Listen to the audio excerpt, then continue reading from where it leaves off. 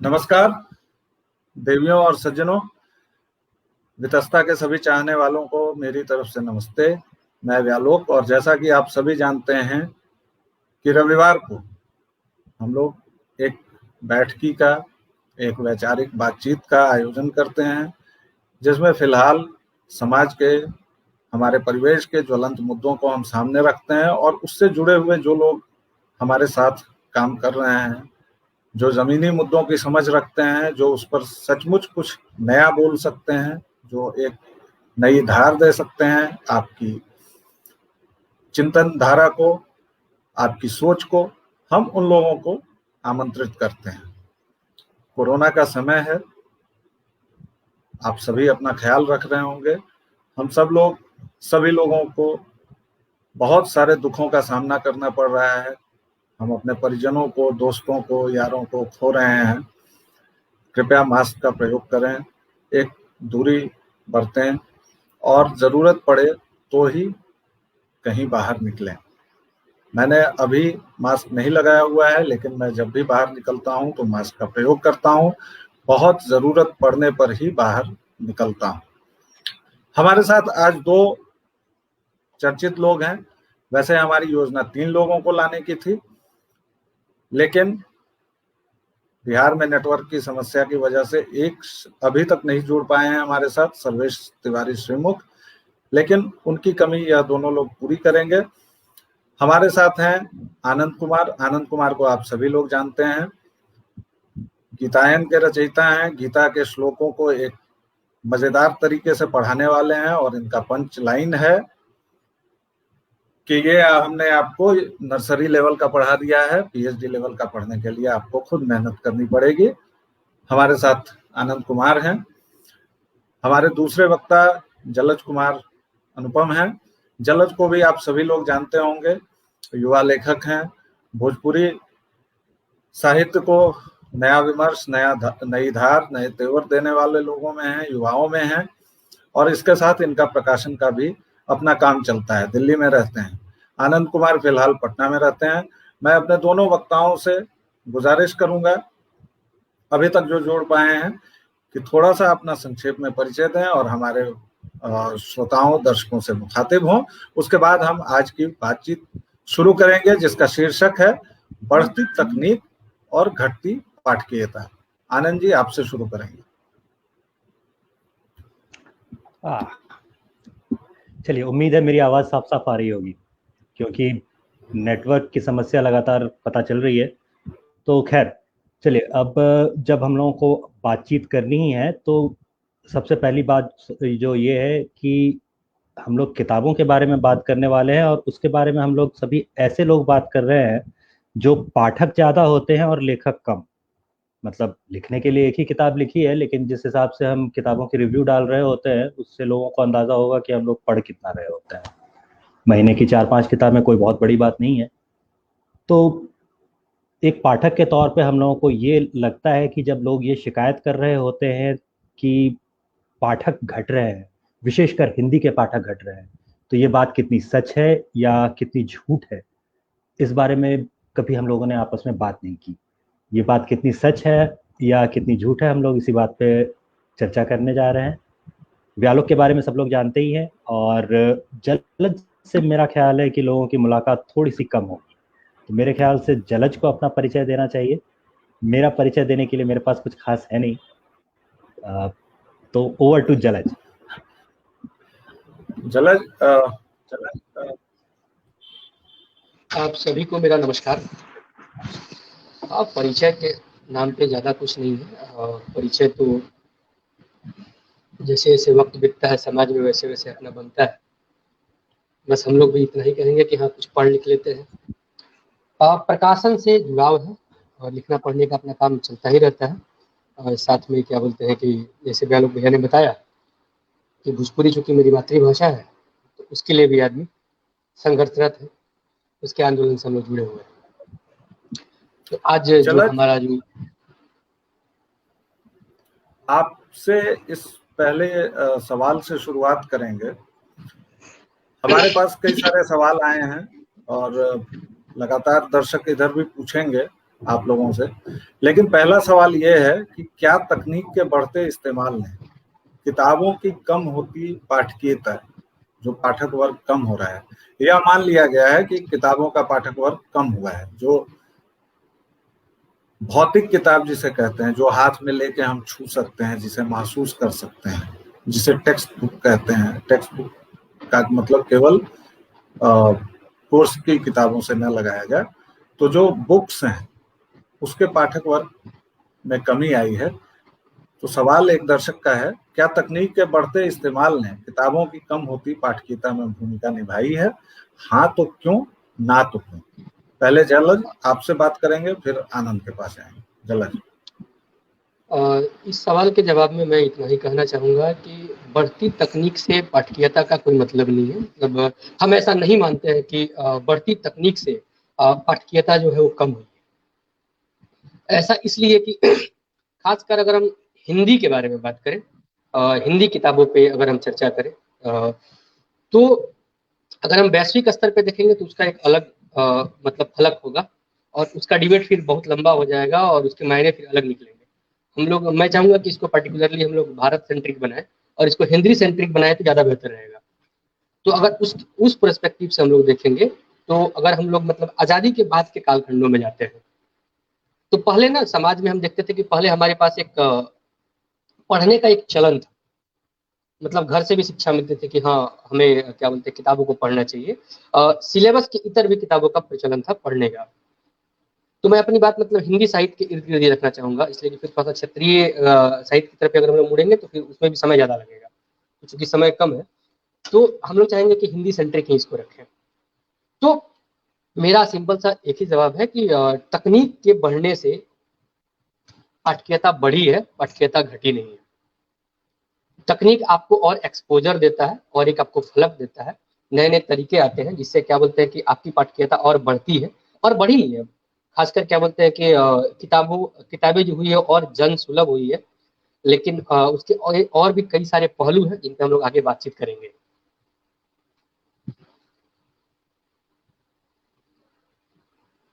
आनंद जी, आपको क्या लगता है, आप सहमत हैं? और अगर सहमत हैं तो आपका क्या बिंदु है इस विषय के बारे में? जी, थोड़े दिन पहले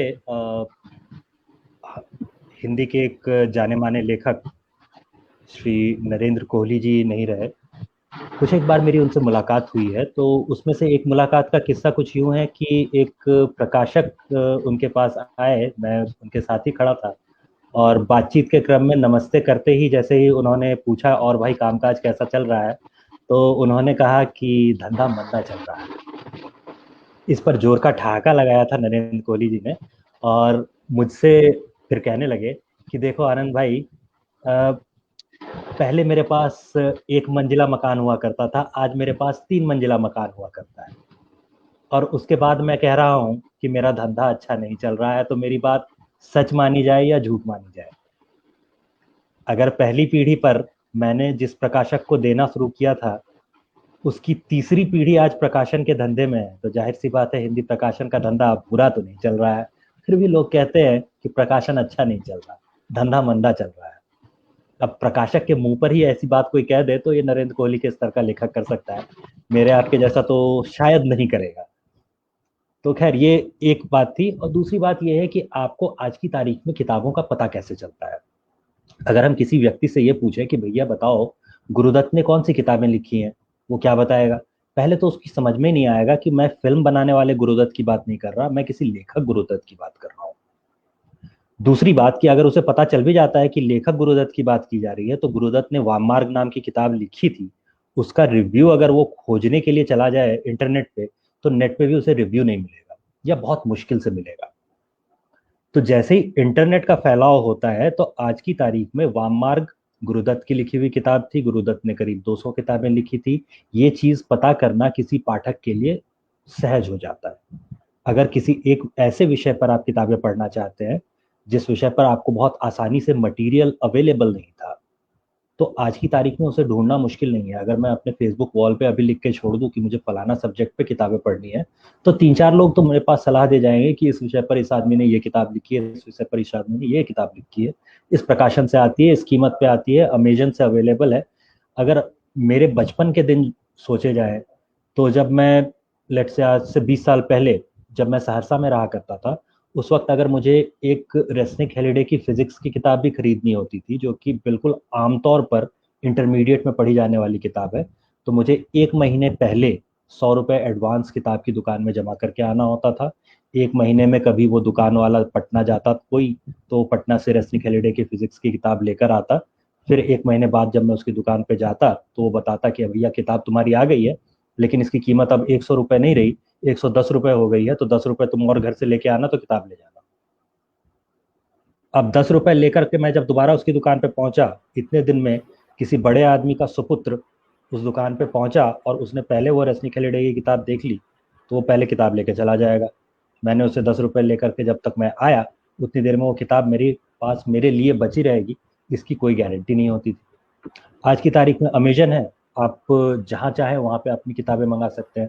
तो तकनीक से पाठकों के लिए सुविधा बढ़ गई है, घटी तो बिल्कुल नहीं। तकनीक के आप मुरीद हैं आनंद, और आपका जो विषय रहा है, आपकी जो पढ़ाई लिखाई रही है, वह लगभग एक साइंस बैकग्राउंड आपका रहा है, तो तकनीक से आपका प्रेम भी है, जुड़ाव भी है। एक सवाल और आया है आपके लिए भी है जलज, लेकिन आनंद चूंकि रॉ में है तो इनसे वो सवाल पूछ लिया जाता है कि किताबों से बढ़ती दूरी और स्मार्टफोन से घटती दूरी, इसको कैसे देखते हैं? देखिए, अपने खुद के बारे में या अपने खुद के अनुभवों से ही आदमी सीखता है। तो अगर हम अपने बारे में बताएं, तो मेरे दादाजी किताबें पढ़ रहे होते थे, ढेर सारी किताबें थी उनके पास। दादाजी के पास से अगर हट करके अगर हम अपनी माँ के पास चले जाते, तो माँ शाम के टाइम पर या दोपहर के टाइम पर मुझे कोई पत्रिका पढ़ती हुई दिख जाती थी। उस जमाने में मनोरमा वगैरह, सरिता, ये सारी पत्रिकाएं चला करती थी। पिताजी के पास जाते तो पिताजी के पास भी उतनी ही किताबें पढ़ी हुई होती थी। तो मुझे लगता था खाली समय में करने के लिए एक ही काम होता है, यानी किताबें पढ़ना। अपने कोर्स के किताब के अलावा बाकी सारी किताबें जो भी होती हैं, वो सारी इंटरटेनमेंट की किताबें लगती थी, और इससे पहले कि माँ को पता चले हम मनोरमा भी पढ़ जाया करते थे। तो ऐसे ही बच्चे किताबें पढ़ना सीखते हैं। अगर आपका बच्चा आज की तारीख में आपको सेल फोन चलाते हुए देखता है, हर वक्त आपको कंप्यूटर पे लगा हुआ देखता है, जैसे मान लीजिए कि अगर मेरे घर में बच्चे आए अभी, तो वो क्या देखेंगे? मुझे सुबह से, अगर आज सुबह से पूछा जाए कि आज सुबह से मैं क्या कर रहा था, तो सुबह से अभी तक के 11 बजे तक का जो मेरा ये पिछला करीब करीब 6 घंटे का वक्त है, इस 6 घंटे में कम से कम मैं 3 घंटे कंप्यूटर चला रहा था। अब 3 घंटे तक अगर वो मुझे कंप्यूटर चलाते देखेगा, या फिर ये देखेगा कि घर से 2 बार कार लेकर निकला और कुछ सामान ये मार्केट में वापस करके आया या मार्केट से ले करके आया, तो उसके दिमाग में तो यही आएगा कि खाली समय में बैठकर कंप्यूटर चलाया जाता है या सेल फोन पे बैठ करके मैसेजेस पढ़े जाते हैं। तो जैसे ही उसे मौका मिलेगा, वो मेरा सेल फोन छीन कर या लेकर उसमें यूट्यूब देखने की कोशिश करेगा, यूट्यूब पे कोई वीडियो देखने की कोशिश करेगा। देख कर सीख रहे होते हैं ना बच्चे, तो उसको जो देखने को मिल रहा है वो वही सीख रहा है। आपकी गलती है अगर बच्चे आपकी किताब नहीं पढ़ रहे हैं। बहुत सही पॉइंट आनंद जी ने उठाया है जलज, कि आपकी गलती है, बच्चे वही सीख रहे हैं जो वो देखते हैं। इसमें कहीं कोई दो राय नहीं है। एक सवाल का थोड़ा सा मैं इसको और विस्तार दे रहा हूं कि स्मार्टफोन से दूरी घटी है, लेकिन स्मार्टफोन का इस्तेमाल केवल इसमें क्यों हो कि eating golgappas with friends at Gandhi Chowk, और उसे एफबी या इंस्टा पर लगाने की हड़बड़ी क्यों हो? मुझे लगता है कि किताबें भी जो ऑनलाइन उपलब्ध हैं, और मैं अपनी बात करूं तो मुझे ऑनलाइन किताबें मुझसे नहीं पढ़ी जाती हैं। मुझे जब तक हाथ में किताब ना हो, मैं उसे महसूस ना कर सकूं, मैं नहीं पढ़ पाता हूं। लेकिन जो लोग तकनीक से ठीक ठाक वास्ता रखते हैं, वो पढ़ सकते हैं। तो आप अपने जवाब में इस बिंदु को भी जरा टटोलने की कोशिश कीजिए। मेरा मानना यह है कि पढ़ना जरूरी है, चाहे वो हम ऑनलाइन पढ़ें या ऑफलाइन पढ़ें। लेकिन हाल के कुछ वर्षों में अब कैसे हुआ है, इसको तो मेरे दृष्टि से देखिएगा तो ये षड्यंत्र सा लगता है कि मतलब क्या बोलते हैं कि किताबों से धीरे धीरे दूर किया गया। एक पूरा जनरेशन है, हम लोग तक तो ठीक है, हम लोग के बाद वाले जनरेशन में और दिक्कत है। आजकल के बच्चे पढ़ना ही नहीं चाहते हैं, बाहर का वो पढ़ना ही नहीं चाहते हैं, उनको किताबों से उतना लगाव ही नहीं है। यह एक सबसे बड़ा षड्यंत्र हुआ। और इसके पीछे जब आप देखेंगे तो हमारी जो पिछली वाली जो जनरेशन थी, उस समय तक सब कुछ सही था, किताबें अवेलेबल भी थी, टेक्नोलॉजी भी आई, टेक्नोलॉजी ने और इसको मतलब जैसे अभी आनंद सर बता रहे थे कि टेक्नोलॉजी सहायक सिद्ध हुई, उपलब्धता के आधार पर हम बात करें तो उसमें टेक्नोलॉजी ने मदद किया। लेकिन जो होता है ना कि एक संस्कार देना कि हाँ किताबें पढ़नी चाहिए, इसमें कहीं ना कहीं कमी आई है विगत कुछ वर्षों में, 90s के बाद खासकर। और अब तो और क्या बोलते हैं कि और धीरे धीरे ये मतलब कम होता जा रहा है, सिकुड़ता जा रहा है, खासकर हिंदी के पाठकों के साथ यह एक बहुत बड़ी समस्या है। और बच्चों में भी, जैसे कि अभी हम बातचीत हो रही थी कि क्या बोलते हैं कि बच्चा देख के सीखता है, और तो देख कर जब बच्चा अपने पिताजी को ही पढ़ते हुए नहीं देखेगा तो क्या सीखेगा। स्कूल के सिलेबस ऐसे मतलब क्या बोलते हैं कि पहले बनते थे, उसके बाद भी क्या बोलते हैं कुछ कहानी कविताएं, चाहे एक तरफ से माहौल था जिसमें क्या बोलते हैं किताबों का पढ़ना जरूरी था। आजकल ऐसे भी क्या बोलते हैं कि हम बाहरी किताबें नहीं पढ़ा पा रहे हैं, किताब स्कूल का जो सिलेबस है वो भी नहीं जोर देता है कि बाहर से बच्चे को ज्यादा पढ़ पाए, और सब कुछ इतना मतलब कि सिलेबस सेंट्रिक हो गया है कि बच्चों के पास उतना कुछ रहता नहीं है। और जहां तक आपने बोला कि सोशल मीडिया, चाहे क्या बोलते हैं कि जो भी इंस्टा फेसबुक चाहे जो भी और प्रकल्प है जिसपे हम वो इटिंग गोलगप्पा वाला जो प्रकरण था, तो हम कर सकते हैं, वो तो अपनी अपनी स्वेच्छा है। और उसमें क्या है कि जैसे आपने बोला कि आपको ई बुक पढ़ना अच्छा नहीं लगता, लेकिन आदमी चाहे तो ई बुक बहुत आसानी से मतलब उपलब्ध है और उसको हम पढ़ सकते हैं। और जब से किंडल आया, किंडल अब जैसे कि एक आंकड़ा है कि भारत में तकरीबन मतलब कि 2% लोग भी किंडल यूज नहीं करते, तो किंडल के जो पाठक है वो बहुत कम है, लेकिन फिर भी पढ़ने वाले पढ़ते हैं। किंडल के अलावा भी किंडल वाले ई बुक को भी आजकल हम अपने नॉर्मल एंड्रॉयड फोन में भी मतलब कि पढ़ सकते हैं उसको इंस्टॉल करके। यह निर्भर करता है कि हमको आसपास का कैसा परिवेश है और कैसा इन्वायरमेंट मिला हुआ है कि हम पढ़ना चाहते हैं या नहीं।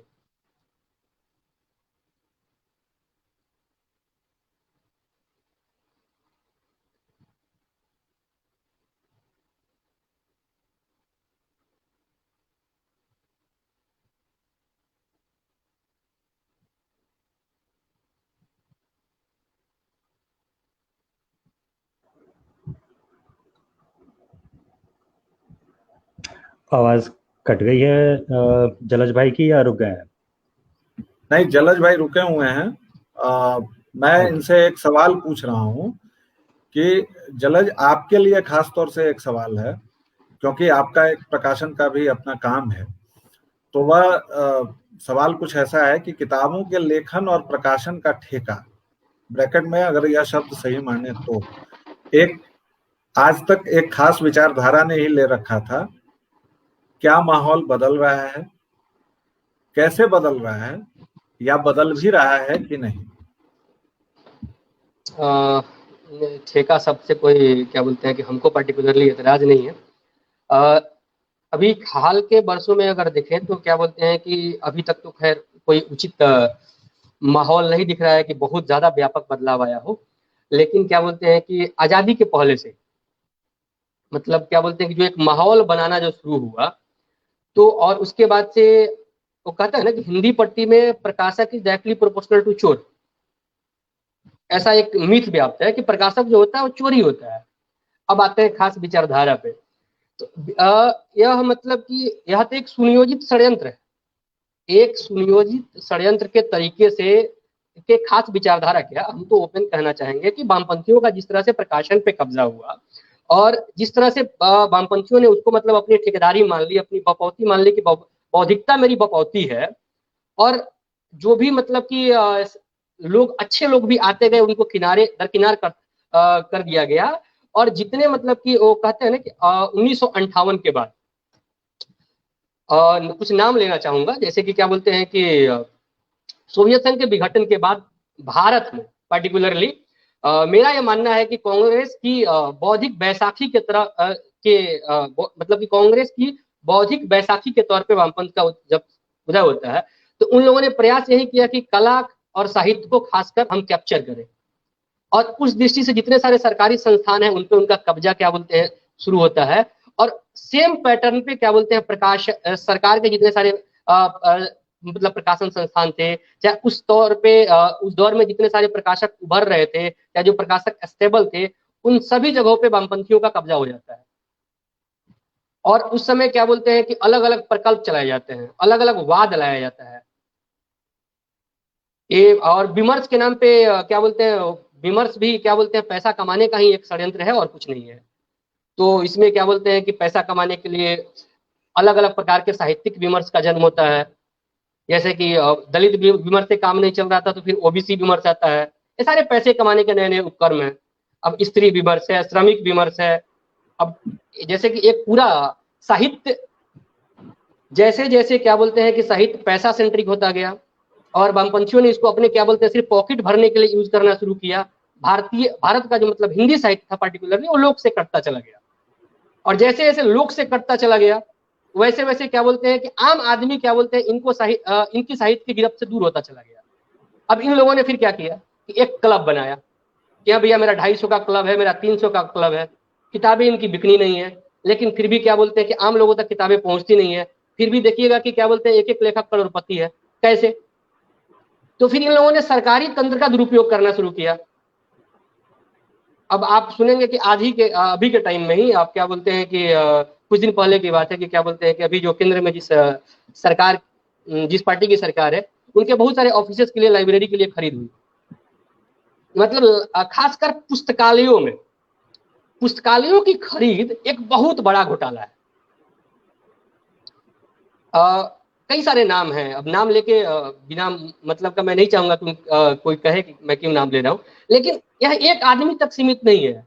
अब मैंने तो एक बहुत बड़े क्या बोलते हैं कि लेखक को कहते हुए सुना कि वो अपने बहुत ठसक के साथ कह रहे थे कि मैंने अपने दौर में जिसको चाहा उसको साहित्य अकेडमी मिला, मैंने अपने दौर में जिसको चाहा उसको ज्ञानपीठ मिला। मतलब समझिए कि साहित्य अकेडमी और ज्ञानपीठ इनकी बपौती है, इनके मतलब बाप दादाओं का क्या बोलते हैं कि एहसान है, वो जिसको चाहेंगे उसको दे देंगे। तो आप सोच सकते हैं कि इस देश के साथ कितना बड़ा षड्यंत्र हुआ है कि जितने सारे साहित्य अकेडमी मिले हैं, अब उसकी क्या परिकल्पना रही होगी। खैर, समय समय पे आपको देखने को ही मिलता है। साहित्य अकेडमी का अवार्ड भी कुछ लोगों ने, तथाकथित लोगों ने लौटाया, इसलिए कि वो डिजर्व नहीं करते हैं। उनको पता है कि ये तो किसी के तलवे चटने एहसान करने की बदौलत हमको मिला हुआ है। तो जो आदमी श्रम से कमाएगा उसको फिर उस चीज की क्या बोलते हैं कि वैल्यू पता होगी। इसके अलावा खैर उस पर भी नहीं जाते। हम बात कर रहे थे कि पुस्तकालयों की खरीद, यह एक अपने आप में बहुत बड़ा नेक्सस है। और खासकर सरकारी खरीद, हर राज्य के पास सचिवालय स्तर पे क्या बोलते हैं कि राज्य सरकारी खरीद करती है। जितने सारे प्राइवेट इंस्टीट्यूशन हैं, सारे स्कूल कॉलेज, सब में क्या बोलते हैं कि सारे जगह पुस्तकालयों में खरीद होती है। और फिर इन सभी जगहों पे इवन क्या बोलते हैं कि स्टेशन पे जो आप क्या बोलते हैं कि WH व्हीलर वगैरह के स्टॉल पे जो किताबें आप बिकती हुई आपको दिखती है, इन सब जगहों पे वामपंथी नेक्सस। और इसको तोड़ने में अभी तक कहेंगे तो पूरी क्या आंशिक सफलता भी किसी को प्राप्त नहीं हुई है। और सब जगह क्या बोलते हैं कि पता है कि अब प्रकाशक चूंकि डायरेक्ट सेटिंग नहीं कर पाता था, वो लेखक को कहता था। लेखक सरकार के पास है, सरकार को लगता है कि हाँ मेरा क्या बोलते हैं लेखक जो है बुद्धिजीवी है, तो लेखक क्या बोलते हैं सेटिंग करता है कि हाँ इस राज्य में मेरी किताब इतनी खरीद होगी। और प्रकाशक से कहता है कि भाई तुम मुझको द्वारका में एक फ्लैट दे देना। प्रकाशक कहता है ठीक है सर, इतना करोड़ का किताब बिचवा दीजिए, आपको क्या बोलते हैं एक फ्लैट मिल जाएगा। तो ऐसे ऐसे नेक्सस चले हैं और आज भी चलते आ रहे हैं। इस पर बहुत सारी मजेदार बातें और भी हैं, और हम अपने दर्शकों की उत्सुकता बनाए रखेंगे ताकि वो एक ही बार में सारी मनोरंजक बातें न सुन लें। अब आनंद जी, आपके पास मैं आऊंगा, लेकिन उसके पहले फटाफट मैं एक दो कमेंट्स ले लेता हूं। प्रवीण कुमार झा जी का कमेंट है कि मेरी बेटी कहती है जबकि एकल परिवार मजबूरी है, गूगल उसके दादाजी और यूट्यूब दादी है। यह एक कमेंट था। और इसी से रिलेटेड श्रवण सिंह जी का कमेंट है कि सबसे ज्यादा उपयोगिता का पहलू है, हमारे समय यह हमारे खाली समय को बिताने का साधन था, अब बच्चों को मनोरंजन के और भी सहज पहलू उपलब्ध हैं। लेकिन हमारी जो बात चल रही थी कि किताबों के प्रकाशन का ठेका आज तक इसने लिया था, उससे रिलेटेड एक और कमेंट आया है कि ये बहुत सहज हो गया है कहना कि वामपंथियों का कब्जा हो गया, लेकिन सवाल ये होना था कि दक्षिणपंथियों ने क्या किया, किसी ने कुछ किया भी तो हमने कितना सपोर्ट किया उसे। जलज, इस सवाल पर मैं आपके साथ आऊंगा, लेकिन उसके पहले थोड़ा सा आनंद जी के लिए एक मजेदार ये है, क्योंकि आनंद जी इस प्रश्न से जूझते रहे हैं। आनंद जी, ईशनाथ जी का यह सवाल भी है और मेरा भी सवाल है। इसी सवाल को लेते हैं कि साहित्य पर कोई एक वाद कैसे कब्जा कर लेता है, यह समझ से परे है। आम पाठक कैसे समझेगा ऐसी बातें? आप आम भाषा के लेखक हैं, आम पाठकों के लिए लिखते हैं। आप गीता जैसे आध्यात्मिक विषय को, जिसको अधिभौतिक मेटाफिजिक्स कहते हैं, अधिभौतिक जो विषय है मेटाफिजिक्स से जुड़ा हुआ, उसको आपने फिल्मों और गजलों के जरिए लोगों तक पहुंचाया है। तो ये प्रश्न मैं आप ही से पूछ लेता हूं कि साहित्य पर कोई एक वाद कैसे कब्जा कर लेता है, आम पाठक कैसे समझेगा ऐसी बातें? इस पर आप थोड़ा अपना कमेंट दीजिए। कोई एक वाद कैसे कब्जा कर लेता है? कोई एक वाद कैसे कब्जा कर लेता है, इसे समझना है तो सबसे पहले आप ये देखिए कि आप वाद कह किसे रहे हैं। क्या आप ये उम्मीद कर रहे हैं कि वो लाल झंडा उठाए हुए आएगा और आप उसे बहुत आसानी से पहचान लेंगे? तो यहाँ आप गलतफहमी में जी रहे हैं। इस वाद को सिर्फ इतना करना है कि आपके स्कूल की किताबों में, बिल्कुल बचपन की किताबों में, इसे वो चीजें डाल देनी है जो ये आपको याद दिलाए रखना चाहता है।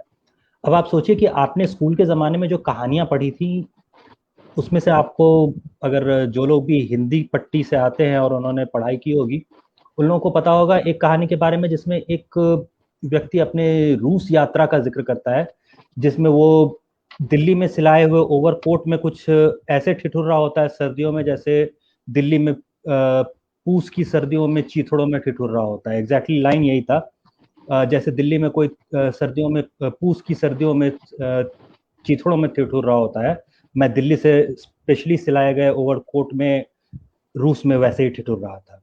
अब इस कहानी में और क्या था? इस कहानी में और आपको बताया जाता है कि वहाँ पे शिक्षा मुफ्त है, वहाँ पे मेरे जाते ही जो है वो घर पे लोग आए, उन्होंने हमारे बच्चों का रजिस्ट्रेशन करवाया, हमारे बच्चों को वर्दी दी गई, बैग दिया गया, किताबें दी गई, और उसे अपने साथ स्कूल ले गए। वहाँ पे उनके खाने पीने का इंतजाम भी हुआ, बच्चे हमारे स्कूल जाने लगे, मस्त, बिल्कुल कोई दिक्कत ही नहीं हुई। अब यहाँ आप क्या कर रहे हैं?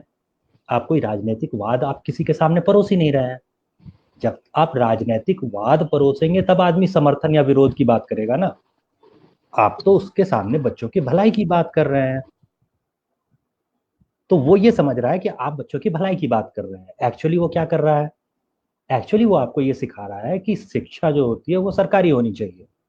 अब भाई सरकारी होनी चाहिए, सरकार के नियंत्रण वाली शिक्षा, और आप कह रहे हैं कि हम तो भाई सरकार के विरोध में खड़े होते हैं हमेशा, हम तो सत्ता के विपक्ष में रहते हैं हमेशा।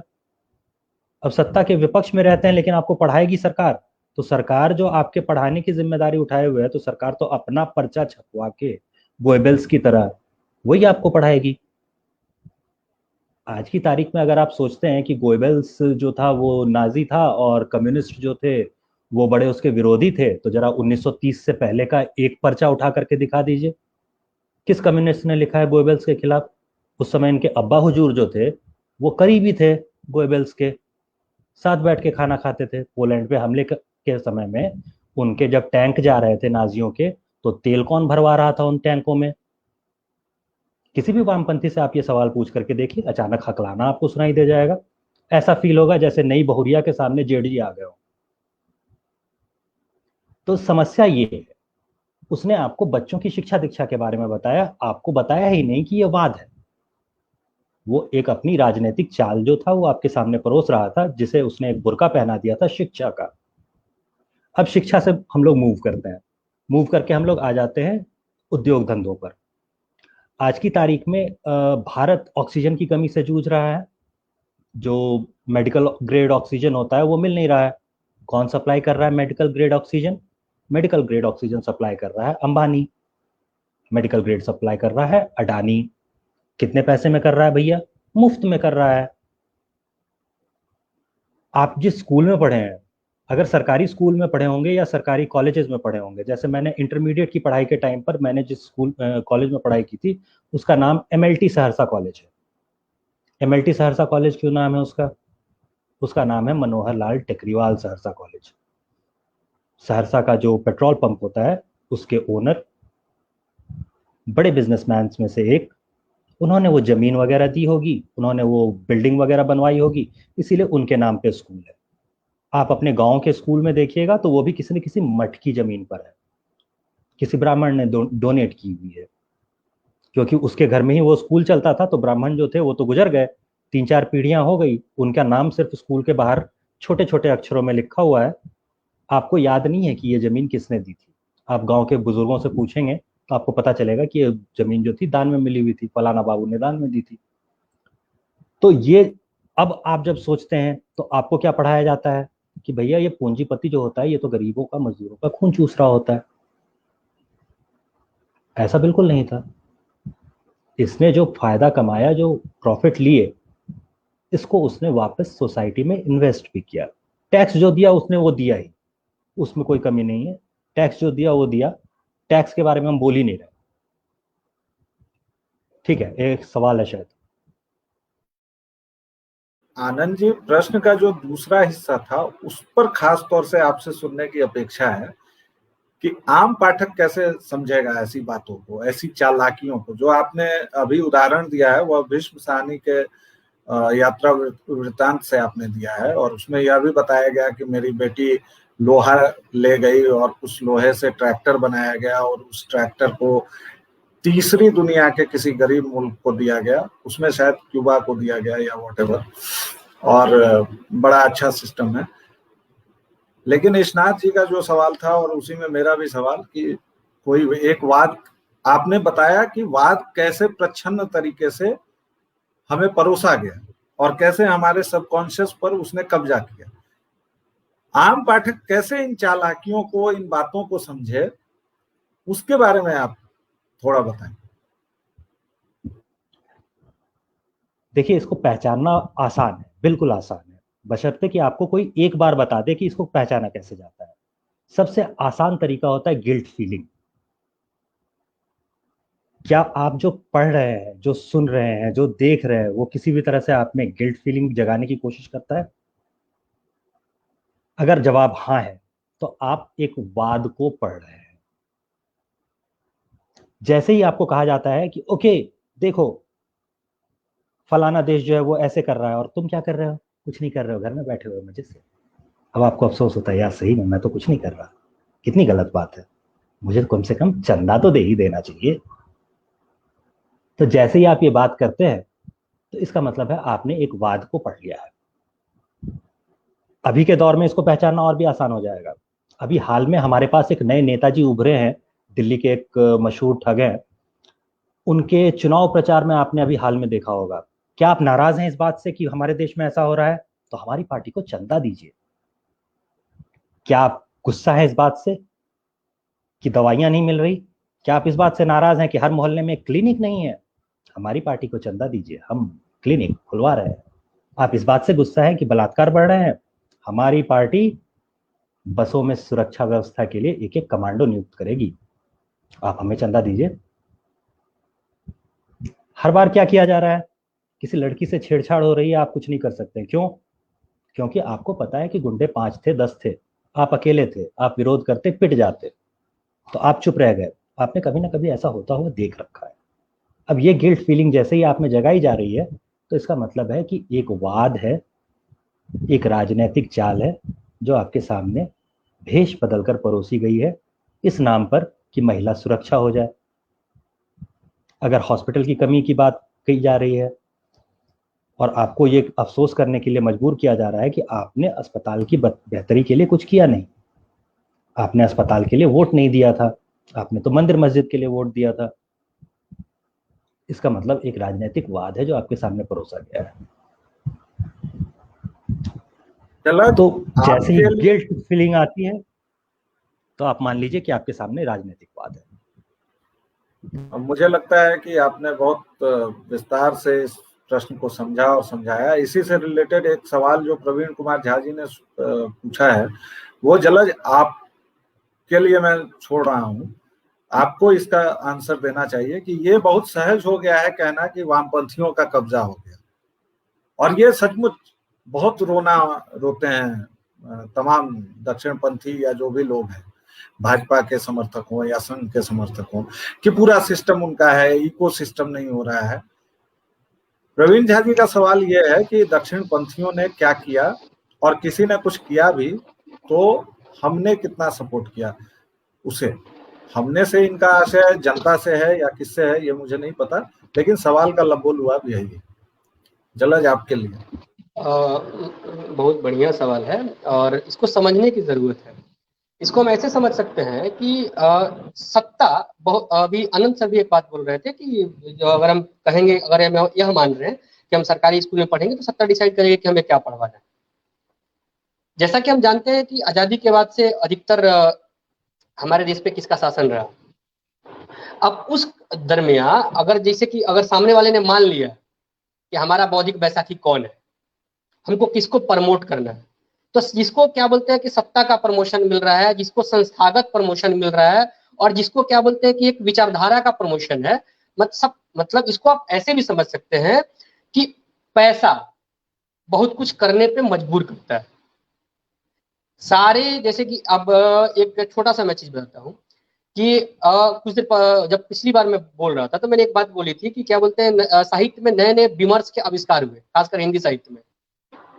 तो नए नए जो भी विमर्श के आविष्कार हुए खासकर हिंदी साहित्य में, प्रेमचंद से हम शुरू करते हैं। गांव का एक आखिरी बच्चा या फिर अनपढ़ आदमी भी जो नहीं पढ़ा है वो भी प्रेमचंद का नाम जानता है। क्यों? प्रेमचंद को आजकल जैसे कि लोग कहते हैं, उनको भी आजकल लोग प्रगतिशील मानने लगे हैं, या खैर उस समय की, उस दौर की, प्रेमचंद के टाइम की जो प्रगतिशीलता थी वो कुछ और थी। आज के टाइम की जो प्रगतिशीलता है वो कुछ और है। अब प्रगतिशीलता डायरेक्टली प्रोपोर्शनल टू अश्लीलता हो गई है। तो प्रेमचंद के जो उपन्यास थे, प्रेमचंद ने जो लिखे, तो प्रेमचंद में क्या बोलते हैं कि उस समय क्या बोलते हैं, जो अंग्रेजों का शोषण था, उत्पीड़न था, भेदभाव था, विसंगति थी, समाज में जो भी मतलब चीजें थी उसको उन्होंने लिखा। वो समाज को कनेक्ट किया। उसके बाद जो सत्ता ने जो मोहरे अपने बैठाए, सत्ता ने जो लोग मतलब क्या बोलते हैं जिनको लेखक की संज्ञा दी, और जिनको क्या बोलते हैं कि विश्वविद्यालय में रखा गया था पढ़ाने के लिए, लेकिन वो विश्वविद्यालय में पढ़ाना छोड़ के बाकी सब काम करते रहे। और वो लोग जब क्या बोलते हैं कि उनकी जब साहित्य जब छप के जब मार्केट में आई, तो वो क्या बोलते, जैसे मैंने पहले भी कहा कि वो समाज लोग का था ही नहीं। या और मैं अभी आता हूँ कि दक्षिण पंथियों ने क्या किया और उनको क्यों नहीं, मतलब क्या बोलते हैं कि वो जगह मिला। उस दौर में बहुत सारे ऐसे लोग थे जिन्होंने लोक को रचा। आज भी बहुत सारे लोग हैं जो चुपचाप अपना काम कर रहे हैं, लेकिन उनको फोकस नहीं मिला, उनको प्रमोशन नहीं मिला, उनको संरक्षण नहीं मिला। जितने, अब मैंने कुछ देर पहले बताया भी था कि क्या बोलते, अब कोई आसानी से यह कह रहा है कि मैंने जिसको चाहा उसको ज्ञानपीठ मिला। लास्ट में मैंने कृष्णा सोबती को भी दिलवा दिया। अब सोचिए इस वाणी में कितनी अहंकार है। अब उसी दौर में, अगर कृष्णा सोबती के दौर में ही अगर क्या बोलते हैं कोई दक्षिणपंथी, कितने लोगों ने, हम एक सीधा सा उदाहरण ले लेते हैं, आचार्य पंडित विद्यानिवास मिश्र का ही हम बात करते हैं। उनके दौर में जितने सारे क्या बोलते हैं कि ये पेड साहित्यिक वर्कर्स थे जिन्होंने नए नए विमर्श को पैदा किया और नए नए विमर्श लिखे, इन सबका विमर्श उनके विमर्श के आगे फीका है। हम पंडित जी को पढ़ेंगे तो हमको लगेगा कि हाँ, उन लोग से कितना कनेक्ट करते हैं अपने आप को। उनके जो ललित निबंध है वो भी सरस है, क्योंकि उसमें लोक की बात है। लोक एक, जब हमारे पास किताबें नहीं हुआ करती थी, जब हम श्रुति पर निर्भर करते थे, तो भी हम लोग, श्रुति जो था वो लोक से डायरेक्ट कनेक्ट था, हमारे बीच रहा। श्रुति के आधार पर ही बहुत सारे साहित्य, गांव का जो लोक साहित्य है वो श्रुति परंपरा पर ही चलता है, लेकिन आज भी जिंदा है। अब तो उसको भी काटने का, जड़ से काटने का क्या बोलते हैं षड्यंत्र हो रहा है। अब एक जो सज्जन जिन्होंने सवाल किया था कि क्या बोलते दक्षिण पंथियों ने क्या किया, दक्षिण पंथियों ने उस दौर में भी अपनी सभ्यता, अपनी संस्कृति, अपना संस्कार बचा के रखा और उसको लपेट के रखा, उसको लिखा। और यही एक वजह है कि आज भी हम क्या बोलते हैं कि उनके गिरफ्त से बाहर हैं। दक्षिण पंथियों ने उस दौर में अपने पॉकेट से अपना क्या बोलते हैं कि पैसा खर्चा करके, बिना किसी संस्थागत मदद के, बिना किसी पुरस्कार के लोभ और लालच के, बिना किसी वाद में पड़े, बिना किसी विदेशी पैसे की चाहत के अपना साहित्य बचाया, अपना लोक बचाया। यह काम उस दौर में दक्षिण पंथी कर रहे थे और आज भी कर रहे हैं। अब एक ना क्या बोलते हैं कि खासकर 1975 के बाद, मतलब आपातकाल के बाद, टारगेट लेखन का एक क्या बोलते हैं कि चलन बढ़ा कि लेखक को पहले से पता है कि किस विमर्श पे ज्यादा पैसा है। हमको दलित विमर्श के नाम पे पैसा मिलेगा, कि हमको क्या बोलते हैं कि समाज तोड़ने के नाम पे पैसा मिलेगा, कि हमको स्त्री विमर्श में पैसा है, कि हमको क्या बोलते हैं ओबीसी वाद में पैसा है, ओबीसी विमर्श में पैसा है।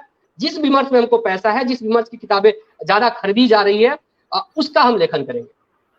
हमको लोग के लिए लेखन नहीं करना है, हमको अपने फायदे के लिए लेखन करना है। हम किस विमर्श पे लिखेंगे कि हमको पुरस्कार मिलेगा, हम किस साहित्य की रचना करेंगे कि सत्ता हमारी पीठ ठोकेगी, हम किस साहित्य का लेखन करेंगे कि हमारी बेटी का मेडिकल में एडमिशन हो जाएगा, हम किस साहित्य की रचना करेंगे जिससे क्या बोलते हैं कि हमारे संबंधियों को क्या बोलते हैं प्रोफेसर की नौकरी मिल जाएगी। तो ऐसे भारत का हिंदी साहित्य चला है 75 के बाद, और आज भी चल रहा है। ऐसा नहीं है कि मोदी काल में क्या बोलते हैं कि बहुत सारा परिवर्तन आ गया है, लेकिन हाँ कुछ परिवर्तन आ रहे हैं, चीजें बदल रही है। लोग समझ रहे हैं कि ये हमारे नहीं है, ये लोग समाज में जहर घोलने वाले हैं, ये हमारे हो ही नहीं सकते, जो हमारे आस्था पे कुठाराघात करते हैं। उन परिवर्तनों पर हम अभी बात करेंगे। हालांकि हमारे पास आप दोनों से बात करते हुए लगभग 45 मिनट हो गए हैं और इतनी जल्दी समय बीता है, तो अब मैं बहुत जल्दी एक सवाल लेता हूं, और खासतौर से ये सवाल आनंद आपको जवाब देना चाहिए। वैसे बहुत ही ये सब्जेक्टिव सा सवाल है, श्रवण सिंह जी का सवाल है कि कौन सा वाद अच्छा है, क्या इसका ऑब्जेक्टिव आंसर संभव है? इस पर मैं कुछ कहने की का लोभ संवरण नहीं कर पा रहा हूं, यह बहुत ही सब्जेक्टिव आंसर हो जाएगा मेरे हिसाब से। इसलिए आनंद, आप इस पर क्या सोचते हैं कि कोई वाद ऐसा हो सकता है क्या, उसको हम बता सकते हैं?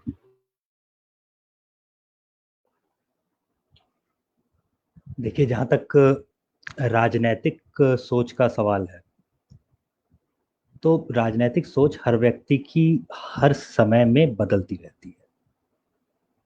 जैसे बचपन का दौर अगर आप देखें तो उस समय जैसे आप सोचते थे, जब आप 18 साल के होते हैं, 20 साल के होते हैं, उस वक्त आप जिस तरीके से सोच रहे होते हैं, 35 साल के होने के बाद आप उसी तरह से नहीं सोच रहे होंगे। तो पिछले 18 साल 20 साल में हम लोगों का सोचने का तरीका बहुत बदल चुका है। उस समय जो सही लगता था वो आज सही हो ये ज़रूरी नहीं है। अगर नतीजे की बात छोड़ करके सिर्फ हम लोग तरीकों की बात करें, तभी बात हो सकती है। किसी काम का क्या नतीजा निकलेगा, इस चीज पर ध्यान देने के बदले किस काम को किस तरीके से किया जाना चाहिए, इस पर ध्यान दीजिए, बजाय इसके कि वाद जिन नतीजों की बात करता है। जैसे अगर आप एक कम्यून सिस्टम की बात करते हैं जिसमें सभी लोग बराबरी के अधिकार के साथ बिल्कुल एक जैसे 5 उंगलियां बराबर वाले माहौल में रहेंगे, तो ये नतीजे की बात हुई। इस तरीके को अचीव कैसे करना है? अचीव करना है इस तरीके से कि आपके पास एक वर्ग शत्रु होगा और उससे लड़ करके आपको अपने अधिकार लेने होंगे। जरूरी नहीं है कि मामला ऐसा हो, कई बार मामला ऐसा भी हो सकता है कि आपने बताया ही नहीं या किसी ने पूछा ही नहीं कि आपको चाहिए क्या। हिंदी लेखन के बारे में अगर कहा जाए तो आप देखिए कि लेखन क्या होता है। कम्युनिकेशन की जो पढ़ाई की है, मेरे ख्याल से हम तीनों लोग कम्युनिकेशन थोड़ा बहुत पढ़ चुके हैं, चाहे वो इंजीनियरिंग के स्ट्रीम में कम्युनिकेशन का एक पेपर हो उसके जरिए हो, या फिर मीडिया एंड कम्युनिकेशन का पेपर हो, व्यालोक उसके जरिए पढ़ चुके होंगे। बाकी 2 लोग तो इंजीनियरिंग के कम्युनिकेशन से वाकिफ है। लेकिन हर एक केस में हम लोगों को पता है कि कम्युनिकेशन 2 वे होता है। एक किताब के जरिए कम्युनिकेशन 2 वे होता है क्या? कम्युनिकेशन 2 वे किताब के जरिए नहीं होता है। किताब के जरिए लेखक अपनी बात पाठकों तक पहुंचाता है, दूसरे तरफ से पाठक की ओर से लेखक के पास कोई संदेश नहीं पहुंचता। अगर किताब की 50 प्रतियां बिक जाएं तो मैं मान लूंगा किताब अच्छी बिकी। अगर 2 ही प्रतियां बिकी किताब की तो मैं मान लूंगा किसी को मेरी बात पसंद नहीं आई।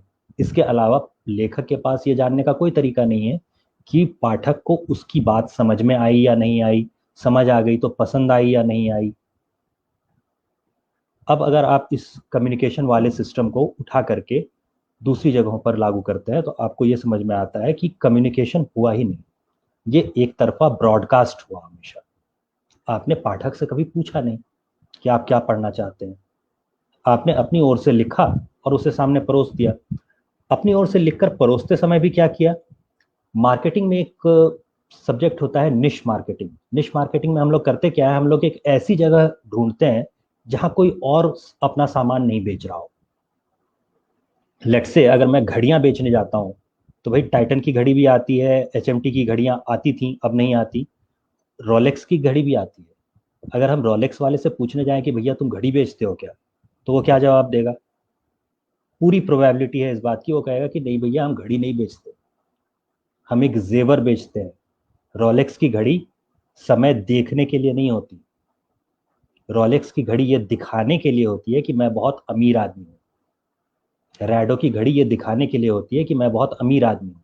उसमें मैं खुद समय नहीं देख रहा होता, उसमें मैं लोगों को दिखा रहा होता हूँ कि मैं तुमसे बहुत ज़्यादा महान हूँ।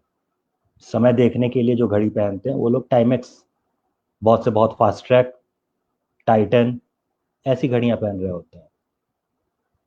तो आप बिजनेस जब कर रहे हैं तो निश मार्केटिंग कैसे हो जाती है? बेच वो घड़ियां ही रहा है, लेकिन वो बेच रहा है एक्चुअली जेवर, लोगों को दिखाने के लिए बेच रहा है वो।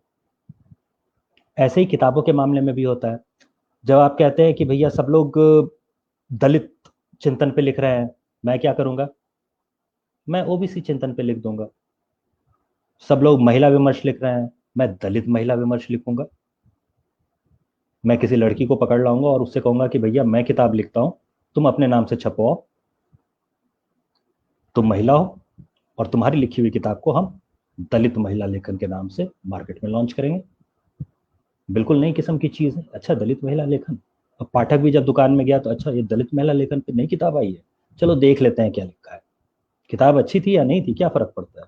निश मार्केट में आप घुस गए, और एक बार जब आपने घुस करके उस जगह पे कब्जा जमा लिया, तो मार्केटिंग का फंडा होता है फर्स्ट मूवर एडवांटेज।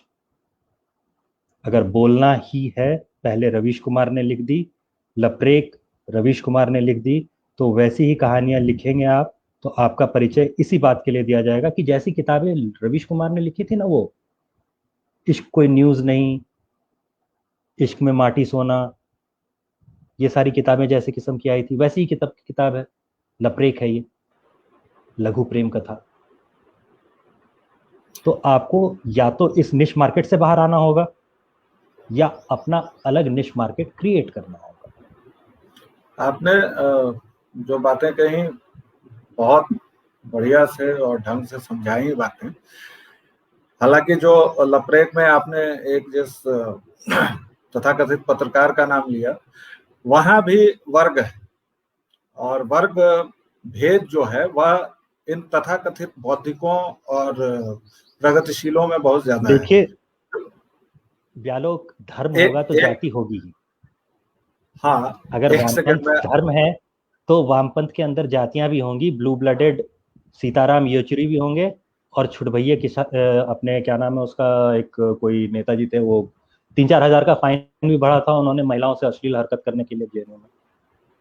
वो शायद मेरा ही जूनियर नाम हम भूल गए, जेएनयू का कोई है, नाम चले जाने दीजिए।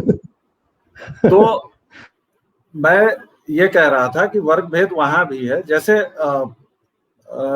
जिस तथाकथित पत्रकार ने लिखा इश्क में शहर होना या व्हाटएवर, उसकी समीक्षाएं बड़े बड़े हिंदी के प्रोफेसरों, आचार्यों, धुरंधरों ने की, लेकिन वहीं पूर्णिया में रहने वाले गिरीन्द्रनाथ झा ने लिखा इश्क में माटी सोना, और एक दिल्ली विश्वविद्यालय में पढ़ाने वाला या पढ़ने वाला है जिसने इश्क में मेट्रो होना या कुछ ऐसा ही लिखा। इश्क कोई न्यूज नहीं, वो किताब थी इश्क कोई न्यूज नहीं। तो इन दोनों को वैसी सराहना, वैसा प्रचार या कुछ भी नहीं मिला। बहरहाल एक दो कमेंट ले लेता हूं, उसके बाद अब हम लोग इस सभा को एक निष्कर्ष की ओर ले जाएंगे। प्रवीण कुमार झा जी का कमेंट है, और इसमें पहला सवाल चूंकि पहला वाक्य चूंकि पर्सनल है, उसको मैं हटा दे रहा हूं। वो कृष्णा जी के सवाल से संबंधित है। हालांकि आनंद जी ने समुचित जवाब दिया, किंतु मैं बोलना चाहूंगा, वाद का आ जाना हमारे आपके जैसे पाठकों की वजह से संभव हुआ है। कथित वाद ने उत्तेजना परोसी, धारा के विपरीत जाकर विवादास्पद बातें परोसी, एकजुटता के साथ परोसी, हमने इस पर चुप्पी साध ली, और हमने सही गलत को त्यागते हुए इसे न केवल पसंद किया बल्कि इसी वाद द्वारा प्रस्तुत परिभाषा को सही मान लिया। गुंजन श्री का कमेंट है कि आनंद जी का तरीका बेहद खूबसूरत लगा। एक सवाल है ईशनाथ जी का फिर से, कि हिंदी साहित्यिक लेखन अंग्रेजी साहित्य से कितना प्रभावित हुआ है, हिंदी साहित्य का विषय हमेशा अंग्रेजी की नकल क्यों प्रतीत होता है। इसका जवाब मैं अपने स्तर से ये देना चाहूंगा कि हिंदी साहित्य का विषय हमेशा अंग्रेजी की नकल इसलिए प्रतीत होता है क्योंकि ये कॉलोनियल हैंगओवर है। 200 वर्षों की गुलामी ने, और जब कोलकाता में बाबू बने हमारे पूर्वज, और उसे हमने पुनर्जागरण और पता नहीं रेनेसां और क्या क्या मान लिया, जबकि वो मुख्य तौर पर प्रथमतः और अंततः वह केवल और केवल ग्लोरीफाइड क्लर्क बने। और उसी धारा को आज तक हम लोग लेते आ रहे हैं कि आज हम लोग साइबर कुली बने हैं। सांप सपेरों के देश से आज हम साइबर कुली बन रहे हैं। तो हमारे अंदर जब तक वह विवेकानंद वाला तेज नहीं होगा जो कहेगा कि गर्व से कहो हम क्या हैं, और उसे अगर आप धर्म समझ लेंगे और उस पर उस व्यक्ति की भी आलोचना कर देंगे, तो यह लगातार चलता रहेगा। हालांकि मुझे इसका जवाब देने का अधिकार नहीं था, लेकिन इस विषय को मैं अपने दिल के बेहद करीब पाता हूं, इसलिए मैंने दे दिया। जलज, मैं चाहूंगा कि आप थोड़ा संक्षेप में, हमारे जो तीसरे वक्ता आने वाले थे सर्वेश तिवारी श्रीमुख, वह तकनीकी कारणों और चूंकि अभी एक महामारी भी है, कई सारी वजहों से वह शायद व्यस्त हैं, नहीं आ पाए इस परिचर्चा में। उनकी किताब आने वाली है, उसके बारे में हमें थोड़ा संक्षेप में बताएं। और इसके पहले शायद उनकी एक किताब बेस्ट सेलर भी हो चुकी है, परत का विषय क्या था उस पर भी थोड़ा सा 2 मिनट में बता दें। और अगली किताब जो आने वाली है वह पाठकों के पास कब से होगी, क्योंकि यह विषय मैं खासतौर से इसलिए छू रहा हूं कि यह बात हमारे दर्शकों श्रोताओं को पता चलनी चाहिए कि हिंदी में भी नवलेखन जो हो रहा है वह राष्ट्रवादी तेवर भी लिए हुए है, वह अगर मैं खुलकर कहना चाहूं तो वह धार्मिक तेवर भी लिए हुए है, वह पुनर्जागरण के भी तेवर लिए हुए है, और वह बाकायदा गीता को अपने तरीके से परोस रहा है जो आनंद कुमार ने कहा है। लेकिन हाँ, वह देवदत्त पटनायक की तरह कुंठाग्रस्त बातें और विकृत बातें गीता के बारे में नहीं लिख रहा है, बल्कि वह गीता के अर्थ को एक नया आयाम दे रहा है, वह हिंदी में हो रहा है। उसी तरह सर्वेश तिवारी श्रीमुख, भगवान दास मोरवाल की एक किताब है हलाला, जाहिर तौर पर वामपंथियों ने उसका बहुत स्वागत नहीं किया, क्योंकि वह एक ऐसे खास समुदाय के बारे में लिखी गई है और उसकी प्रथा के बारे में, जिस समुदाय के बारे में हमारे सेकुलर क्रेडेंशियल्स और हमारी सेकुलर शिक्षा हमेशा हमें दिखाती है कि उसके बारे में सब ठीक ठाक है, एकदम शांति, कुछ नहीं बोलना है, और दुनिया की जितनी कुरीतियां, जितनी बुराइयां हैं, वह केवल और केवल सनातन धर्म में है या हिंदू धर्म में है। तो मैं जलज आपसे अनुरोध करूंगा कि 2 मिनट में हमें सर्वेश तिवारी जी का परिचय दिया जाए और उनकी आने वाली किताब के बारे में बताया जाए।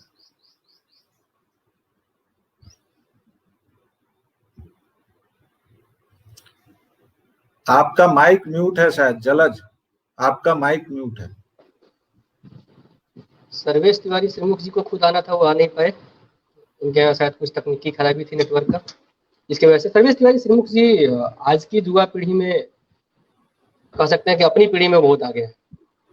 उनकी पिछली जो किताब आई थी परत, जिसका विषय लव जिहाद था। लेखक का धर्म होता है कि वह अपने समय को लिखे, वह अपने कालखंड की विकृति को लिखे, वह अपने समय के समाज को एज इट इज परोसे।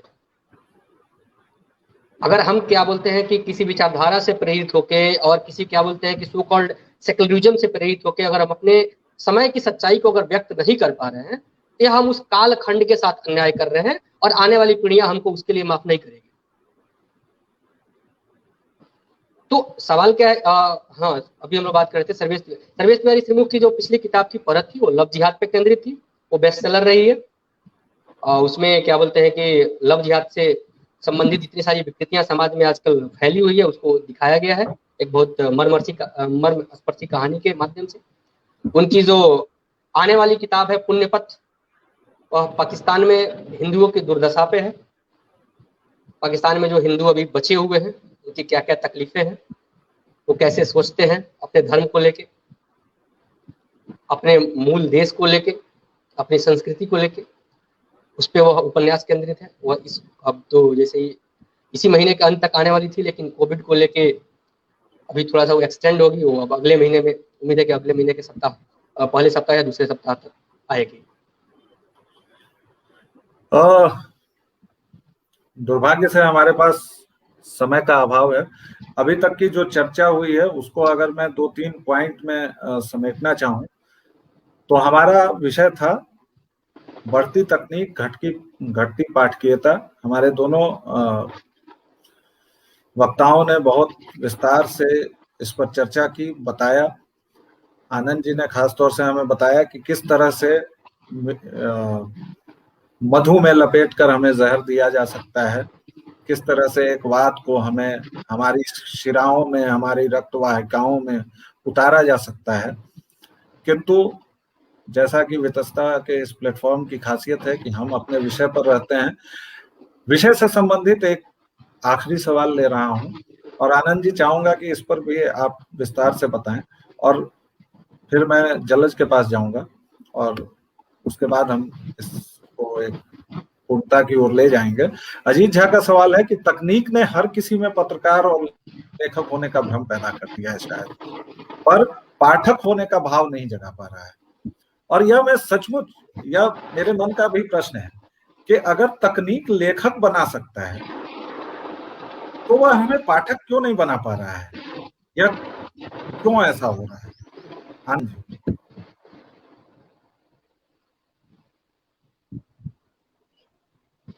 सबसे पहले तो हम लोग इस शब्द पे आ जाते हैं। तकनीक ने किसी में भी लेखक और पत्रकार होने का वहम पैदा कर दिया है। तो पत्रकार होने का वहम पैदा कर दिया है तो यहाँ पर आपको पत्रकार शब्द का प्रयोग नहीं करना चाहिए। यहाँ शायद उचित शब्द होता संवाददाता होने का वहम पैदा कर दिया है। जो फील्ड में जाकर के रिपोर्टिंग करता है वो रिपोर्टर होता है, उसका सही शब्द होता है संवाददाता। और संवाददाता जो होता है वो निष्पक्ष होता है। घटना क्या हुई, कैसे हुई, कहाँ हुई, कब हुई, इन सारी चीज़ों को वो बता देता है। इस पर कोई भी जजमेंट नहीं देता। वो कह देगा कि फला जगह पर 2 गुटों में मारपीट हो गई, दोनों साइड से लाठियां चली, बल्लम चले, एक आध फायरिंग भी हुई। वो ये नहीं बताएगा कि ये जो 2 गुट थे वो धार्मिक गुट थे, दोनों गुट जो थे वो जातीय हिंसा हो रही थी, या वर्चस्व की लड़ाई को लेकर के 2 गुंडों के दल जो थे वो आपस में भिड़ गए थे। तो यहाँ पर जो आपके सामने जो आ रहा है वो सिर्फ और सिर्फ संवाद है, इसमें पत्रकारिता नहीं है। पत्रकारिता कभी भी निष्पक्ष नहीं होती। निष्पक्ष जैसे ही आप कहते हैं तो उसका मतलब होता है कि आप किसी डरपोक को, किसी कायर को निष्पक्षता का लबादा ओढ़कर बचाने की कोशिश कर रहे हैं। अगर कोई पत्रकार होगा तो वो हमेशा सत्य के पक्ष में खड़ा दिखेगा, वो निष्पक्ष नहीं हो सकता। ठीक है, तो हम लोग अब पहले पत्रकार शब्द को हटा देते हैं। अब दूसरे शब्द पे आते हैं। यहाँ दूसरा शब्द है लेखक। लेखक शब्द के साथ भी वही मामला आएगा। लेखक, आप किस व्यक्ति को लेखक कहना चाहते हैं? मैं अगर अपनी डायरी में लिखता हूं तो मैं लेखक हूं। मैं अगर अपने फेसबुक वॉल पर लिखता हूं तो क्या मैं लेखक हूं? क्या मेरा लिखा हुआ किन्हीं पत्रिकाओं में छपता है, किसी वेब ब्लॉग पे छपता है तो मैं लेखक हो जाता हूं? या मेरी किताबें आने लगती हैं, या मेरी किताबें सिलेबस में आने लगती हैं किसी यूनिवर्सिटी की, किसी स्कूल की, किसी कॉलेज की, तो ऐसे में क्या होगा? किसे आप लेखक कहेंगे? तो तकनीक का जो बदलाव हम लोग देख रहे हैं आज के दौर में, उस तकनीक के बदलाव के साथ ही आपकी परिभाषाएं लेखक के लिए भी बदल गई। हर व्यक्ति जो लिखता है, जो अपनी डायरी में लिखकर पहले छोड़ देता था, वो अपने फेसबुक वॉल को आज अपनी डायरी की तरह इस्तेमाल करता है, जैसे हम अपने फेसबुक वॉल को अपनी डायरी की तरह इस्तेमाल करते हैं। बहुत सारी चीजें मेरी लिखी हुई होंगी जिनसे आप कभी भी सहमत नहीं हो सकते। अपनी अपनी राजनीतिक विचारधारा है, अपने अपने बड़े होने का माहौल था, उसमें आप मेरे विचारों से सहमत नहीं हो सकते, लेकिन मैं उसे अपनी डायरी की तरह इस्तेमाल करता हूँ। मैं देखता हूँ कि लोगों ने उस पर विरोध में क्या तर्क दिए, मैं उससे बेहतर तर्क ढूंढता हूँ, और अगली बार जब मैं उसी विषय पर लिखूंगा तो आप मेरे विरोध करने की स्थिति में नहीं होंगे। आपको पता है कि इसने गलत लिखा है, मेरी बात से ये बिल्कुल मैच नहीं कर रहा, लेकिन फिर भी जब आप सोचेंगे कि तर्क क्या लाया जाए, तो मैंने बस इतना किया है कि पिछली बार मैंने उसे फेसबुक पे पोस्ट किया, लोगों के विरोध में आए हुए कमेंट्स पढ़े और बेहतर तर्क किन्हीं दूसरी किताबों से लाकर वो आपके सामने परोस दिए। आप मुझे इस लेखक प्रश्न कहेंगे? का इस नहीं, प्रश्न का दूसरा उस हिस्सा स्थिति था में भी मैं आनंद जी। लेखक नहीं होता। आनंद जी, प्रश्न का दूसरा हिस्सा था जिसमें ज्यादा दिलचस्पी है मेरी, खास तौर से पाठक क्यों नहीं बन पा रहे हैं तकनीक से, हर एक लेखक क्यों बन जा रहा है। तकनीक के साथ एक बहुत बड़ा पहलू है कि जो मोबाइल आप हाथ में उठाते हैं, जिस पर आप ये सारा कुछ देख रहे होते हैं, वो एक चमकीली सी चीज है, और चमकीली सी चीज पर इंसानी दिमाग कितने सेकंड तक कंसंट्रेशन बना सकता है, ये लिमिटेड है। अगर आप हिंदू सिस्टम में देखेंगे या तंत्र के सिस्टम में देखेंगे तो इसको त्राटक कहा जाता है। त्राटक में एक दिए की लौ पर या एक आईने के ऊपर आपको कंसंट्रेट करने के लिए कहा जाता था। ये काफी मुश्किल काम होता है और थोड़े ही प्रैक्टिस में आप और बेहतर होने लगते हैं। त्राटक के लिए जो दिया इस्तेमाल किया जाता है या जो मिरर इस्तेमाल किया जाता है या आईना इस्तेमाल किया जाता है, वो किसी दूसरे काम के लिए नहीं इस्तेमाल किया जाता, किसी दूसरे को दिया नहीं जाता, ऐसा भी होता है। ये बिल्कुल आपके मोबाइल वाला सिस्टम है। आप अपना मोबाइल किसी को नहीं देते। अगर आपका मोबाइल बाहर छूट जाए और बाथरूम में आप हैं, उस वक्त घंटी बज जाए तो आपकी हालत क्या होती है आपको भी पता है। पत्नी जी अगर मोबाइल उठा लेते में तो भगवान ही मालिक है। तो खैर, तो जो ये त्राटक का सिस्टम होता वो आप अपने मोबाइल पे इस्तेमाल कर रहे हैं, तो वही सारी चीजें यहाँ भी लागू होंगी। आपका अटेंशन स्पैन जो होगा वो घटेगा। अभी जो अटेंशन स्पैन होता है वो होता है 45 सेकंड का। 45 सेकंड में आप अपने अटेंशन स्पैन से बाहर आ जाते हैं। आप एक जो लेख पढ़ रहे थे, अगर उसने 45 सेकंड में आपका अटेंशन कैप्चर नहीं कर लिया, मतलब मेरे लिखे हुए का पहला पैराग्राफ इतना इंटरेस्टिंग नहीं था कि वो आपका ध्यान आकर्षित कर सके, तो फिर मैं आगे बढ़ जाऊंगा। अब इसको सुधारा कैसे जाता है? तो मेरे जैसे लोग जो कि यही काम करते हैं, पेशे से यही काम कर रहे होते हैं, उन्हें पता होता है कि आपका अटेंशन स्पैन 45 सेकंड का ही है। तो मैं पहले ही वो हरकत करूंगा जो आपका अटेंशन ग्रैब कर सके। क्या होगी वो हरकत? बहुत आसानी से आप देख सकते हैं। बचपन में आपने जो कहानियां सुनी या पढ़ी होंगी, उन कहानियों की शुरुआत कैसे होती थी? उन कहानियों की शुरुआत होती थी, प्राचीन काल की बात है। मैं पिछले साल की घटना आपको बता करके उसको लिखना जब शुरू करता हूं तो मैं कहता हूं प्राचीन काल की बात है। सन 1999 में, सन 1999 किस हिसाब से प्राचीन काल होता है? 20 साल पहले की तो बात है। 2004 या 2014 किस हिसाब से प्राचीन काल होता है? मैं जब भी उसके बारे में लिखूंगा मैं लिखता हूँ प्राचीन काल की बात है। क्यों लिख रहा हूँ प्राचीन काल की बात है, ये आप मुझसे पूछेंगे तो मेरे पास एक रेडीमेड तर्क भी है। मैं उसमें ये कहता हूँ कि आप अपने पीछे बीते हुए एक सेकंड में भी किसी तरीके से वापस नहीं जा सकते, इसीलिए जो एक सेकंड भी पीछे की बात है वो प्राचीन काल है, और जो 100 साल पहले है वो भी प्राचीन काल है। दोनों में एक ही बात है, दोनों में आप वापस नहीं जा सकते। तो आप इस तर्क से सहमत हो जाएंगे। लेकिन एक्चुअली मैं जो कर रहा था वो मैंने आपको बताया नहीं। मैंने जो अटेंशन ग्रैब करने का तरीका था, मैंने वो इस्तेमाल किया है। मार्केटिंग का एक ट्रिक आपके ऊपर चलाया है। प्राचीन काल बोलते ही आपको आपके बचपन में धकेल दिया है, जहां आप कहानियां सुन रहे होते थे। जैसे ही आपने सुना या पढ़ा प्राचीन काल की बात है, आप आराम से पलथी वलथी मार के बैठ गए, चलो देखें आगे क्या लिखना है। उसके बाद मैं दूसरी हरकत करता हूँ। मैं वो कहानियां उठा करके ले आया हूँ जो लोक कथाएं होती हैं। आपने दर्जनों बार वो कहानियां सुन रखी हैं। मैं वो कहानियां उठा के ले आया हूं जो आपने प्रचलित फिल्मों में देख रखी हैं। वो आपके लिए इंटरेस्टिंग था, आपको पसंद आई थी, ज्यादातर लोगों को पसंद आती है। और पूरी कहानी सुनाने के बाद मैं आखिरी पैराग्राफ में, सिर्फ आखिरी पैराग्राफ में, वो एक मुद्दे की बात करता हूँ जो मुझे करनी थी। वो जो आगे का पूरा सिस्टम था, जो आप पहले 2 मिनट 4 मिनट पढ़ रहे थे, वो वेस्ट था। उसे आप छोड़ भी देंगे तो कोई फर्क नहीं पड़ेगा। जो मुझे समझाना था वो तो सिर्फ आखिरी पैराग्राफ में लिखा है। शुरुआत की सारी मेहनत जो थी वो आपका 45 सेकंड का अटेंशन स्पैन जो था उसे ग्रैब करने के लिए किया गया है। और ये सिर्फ मैं कर सकता हूँ ऐसी कोई बात नहीं है। मेरे जैसे दर्जनों लोग हैं जो ये काम करते हैं। पेशे से ही जो लोग ब्लॉग पे लिखने के लिए ट्रेंड है, वो क्या करेगा? वो यही करेगा आपके साथ। तो हमारे दर्शक श्रोता ये जान लें कि 45 सेकंड का जो स्पैन है अटेंशन का, उसे अगर आप लेखक बनना चाहते हैं, लेखिका बनना चाहते हैं, तो आनंद जी की ये टिप है, उसमें किसी तरह पाठकों को उलझाएं, श्रोताओं को उलझाएं, दर्शकों को उलझाएं, और उसके बाद आप ये बातें कर दें। दुर्भाग्य से हमारा समय खत्म हो गया है और आनंद जी के लिए बहुत सारी मांग उठी है, और हम आनंद जी को यह अनुरोध आनंद जी से करते हैं कि आनंद जी अपना समय फिर से हमें देंगे, और आप लोगों से वादा भी करते हैं। आनंद जी, आपके ऊपर बहुत सारे प्रशंसा के फूल चढ़े हैं। उसमें एक मैं खासतौर से बताना चाहूंगा, क्योंकि उसमें मुझे मेरी मार्केटिंग करने का मौका मिल जाएगा। विश्वनाथ जी का कमेंट है, आनंद जी को पुनः धन्यवाद, नमस्कार, वे 47 दिन के प्राकथन के लिए विशेष धन्यवाद। तो आनंद जी ने इस नाचीज की किताब है वे 47 दिन, उसकी भूमिका इन्होंने लिखी थी, और इन्होंने लिखी क्या थी, मैंने इनकी गर्दन पर सवार होकर लिखवाया था, क्योंकि यह हमेशा की तरह अभी आप लोगों ने जैसे सुना, यह विनम्रता की मूर्ति अपने निजी जीवन में भी उतने ही है, विचारों से भले ही कितने विस्फोटक हों। तो इन्होंने कहा कि मैं कहाँ और ये बवाल कहाँ। मैंने कहा कि मुझे मेरी किताब के लिए जो आदमी चाहिए वो बवालिया ही चाहिए, तो आप इसकी भूमिका लिखें।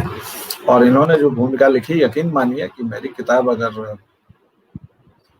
5000 लोगों ने पढ़ी होगी, तो उसमें से 3000 लोगों ने ये कहा कि आपकी किताब में जो भूमिका लिखी गई है वह बहुत शानदार है, और कई लोग तो केवल उस भूमिका में ही अटके रह गए, और आनंद जी ने वह भूमिका लिखी, इसके लिए उनका धन्यवाद। वे 47 दिन मेरी किताब का नाम है, जो अमेजन, फ्लिपकार्ट वगैरह सब पर उपलब्ध है। तो मैंने अपनी भी मार्केटिंग कर ली, आनंद जी की भी मार्केटिंग कर ली। आनंद जी के बारे में जिन्होंने यह पूछा है कि क्या आनंद जी की कोई किताब है, तो मैं बता दूं कि हाँ, आनंद जी की एक किताब है गीतायन नाम से, और वह किताब हर्फ प्रकाशन से छपी है। हर्फ प्रकाशन के सर्वे सर्वा जलज कुमार अनुपम जी हमारे साथ हैं, और वह किताब गीता को आसानी से समझने में आपकी मदद करती है। उनमें से बहुत सारी चीजें आप आनंद कुमार के फेसबुक वॉल पर पढ़ सकते हैं। और जलज कुमार अनुपम जी, आपका भी बहुत बहुत धन्यवाद। आपके लिए शंकर कुमार झा का एक कमेंट है, जो मैं चाहूंगा कि किताबों की ही बात चल रही है, तो एक आग्रह है कि कोई ऐसा उपाय करिए ताकि आप लोगों की किताब आसानी से तो मिले ही, साथ ही ऑनलाइन ऑफलाइन खरीदने पर बिना शिपिंग चार्ज के मिले। जलज भी लेखक हैं, और जलज खासतौर से भोजपुरी में बहुत शानदार चीजें लिख चुके हैं, रच चुके हैं। आपका बहुत बहुत धन्यवाद आनंद जी, जलज जी। और जलज, आपसे अनुरोध है कि आप अपने हमारे दर्शकों श्रोताओं को बताएं कि आपका प्रकाशन कौन सा है। हर्फ प्रकाशन के बारे में थोड़ा सा बता दें चलते चलते, और उस पर किताबें कैसे उपलब्ध हो सकती हैं, कहाँ उपलब्ध हो सकती हैं। चलिए, मतलब अपने प्रकाशन की मार्केटिंग करने के लिए अपने समय दिए, इसके लिए आपका बहुत बहुत धन्यवाद। हर्फ प्रकाशन दिल्ली से संचालित होता है, इसमें हम लोग हर तरह की हिंदी साहित्य की किताबें छापते हैं। क्षेत्रीय भाषाओं का भी स्वागत है, अगर कंटेंट अच्छा हो तो। सब कुछ कंटेंट पे ही निर्भर करता है। अगर किसी के पास अच्छा कंटेंट है तो वो भेजे, इसमें कोई लगो लुभाव नहीं है, सिर्फ कंटेंट की हम लोग मार्केटिंग करते हैं। कंटेंट फिल्ट्रेशन के लिए हमारे पास एक टीम है जो डिसाइड करती है कि किसको छपना चाहिए, किसको नहीं छपना चाहिए, और उसके बाद से उस किताबों को हम लोग सजा के मार्केट में लाते हैं। किताबें प्रकाशन से भी सीधे मिलती है, अमेजन पे भी उपलब्ध है, और कई सारे देश के नामचीन स्टॉल हैं जहाँ से भी मिलती है।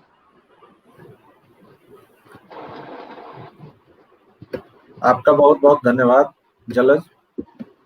और आनंद जी, आपका भी बहुत बहुत धन्यवाद। आप लोगों ने आज हमारे साथ एक बेहद सारगर्भित और शानदार चर्चा की। आप दोनों को हम चाहेंगे कि फिर से बुलाएं, और जल्द ही वह समय आएगा। आनंद जी, एक बार फिर से आपका धन्यवाद। जलज जी, एक बार फिर से आपका धन्यवाद। आप सभी को एक बार फिर से बहुत बहुत नमस्कार। नमस्कार।